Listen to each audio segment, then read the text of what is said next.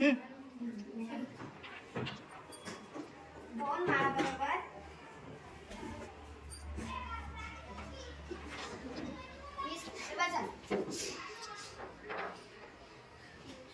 समीकरण संतुलन करायचं आपल्याला.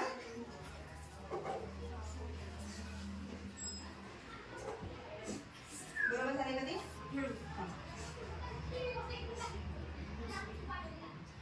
आता झाले बरोबर. 8 गोट्या ठेवल्या. पलीकडच्या मध्ये काय ठेवली तू? माळ म्हणायची माळ ठेवली. 2 माळा बरोबर इकडे डाव्या बाजूला किती झाले? 1 गोट्या 8 वजन 20. 20 किलोचं 1 वजन आणि 8 गोट्या ठेवल्यानंतर ते 2 दशक माळा ज्या आहेत त्यांच्या बरोबरचं वजन झालेलं आहे. आता समीकरण संतुलित झालेलं आहे. म्हणजेच 2 माळा बरोबर किती आहे? 20 किलोचं 1 वजन आणि 8 गोट्या. नेक्स्ट साक्षी क्वेश्चन ती काढून ठेव बाजूला.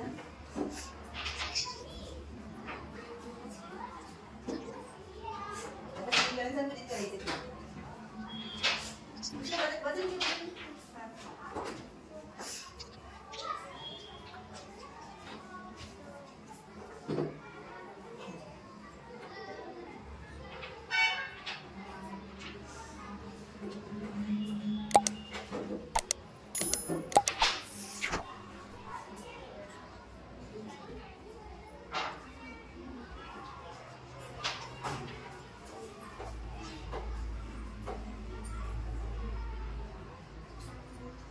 झालं का संतुलित आता?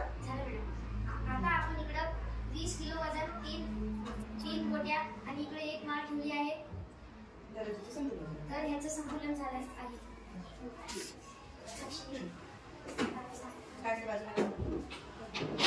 दोन्ही पाणी आपल्याला बरोबर करून घ्यायचे. किती ठेवलीस वजन? 15 किलोचं वजन ठेवलीस. 5-5 किलोच्या 3 पेट्या ठेवलीस आहे की नाही? दुसरे कोणते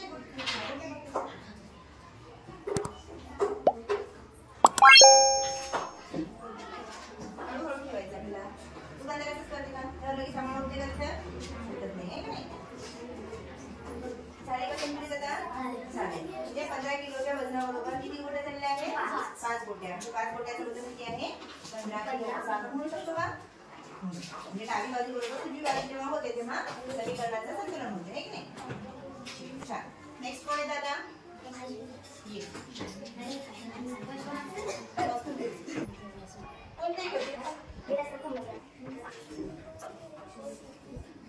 झाले का तर?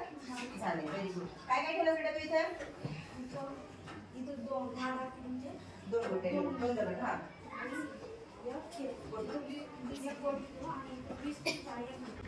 20 किलोची 1 गोटी आणि 20 किलोचं 1 वजन आणि 1 गोटी ठेवलंय. याचाच अर्थ आपण 20 किलोचा 1 दगड ठेवला आणि किंवा 10 किलोचे 2 दगड ठेवले तर इथे समान आहेत ना, सारखेच वजनाचे आहेत.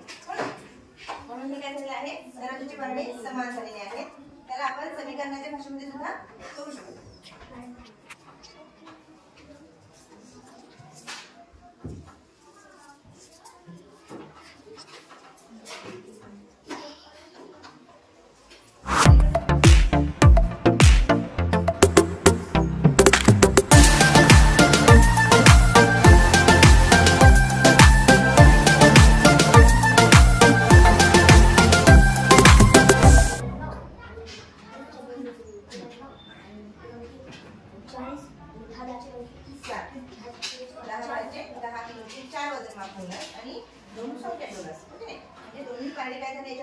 संतुलित झालेले आहे. नेक्स्ट कोण येतं?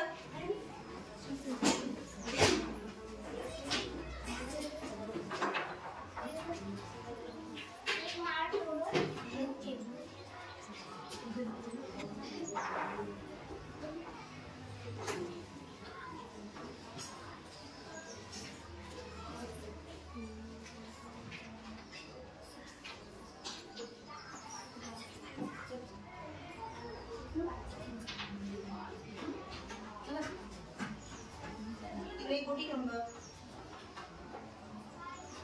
झालं का संतुलन आता? म्हणजे 1 माळ आणि 1 गोटी बरोबर इकडे डाव्या पाठीमध्ये किती ठेवलीस तू? 6 गोट्या 5 किलोचं 1 वजन.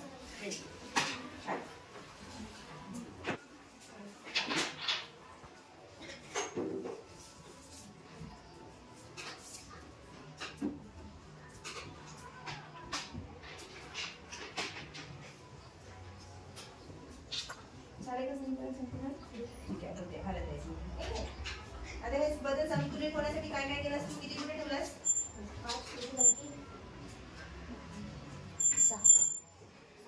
7 बदल ठेवलंस. हा 2 रोट्या ठेवलंस. 20 किलोचे 2 वजन आणि तिकडं 5 किलोचे 7 वजन आणि 2 गोट्या. हे ठेवल्यानंतर काय झालं? दोन्ही पारडे समान झालेले आहेत, है की नाही? म्हणजे त्याच्यावरून आपल्याला असं सांगता येते की समीकरण जेव्हा आपण संतुलित करतो तेव्हा समीकरणामध्ये डावी आणि उजवी बाजू समान करायची असते. डावी आणि उजवी बाजू आपल्याला काय करायची असते? समान करायची असते. म्हणजे डाव्या बाजू बरोबर उजवी बाजू असंही आपण म्हणू शकतो.